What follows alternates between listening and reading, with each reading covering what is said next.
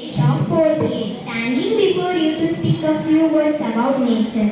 Nature always wears the colors of the spirit, said Ralph Waldo Emerson. Nature is the mother of all. It is essential for our survival like food, oxygen, fuel, and even the very houses we live. Plants, trees, and forests are the lungs of the earth. A walk or a ride among the woods shoots up our spirit. Nature was good for guidance, inspiration and healing in earlier days. But now we, the modern people, are behind the modern technologies and medicines. We are destroying our nature by pollution, deforestation and hunting the animals, even encroaching their places. It is important for us to understand our responsibilities to protect nature. How to protect nature?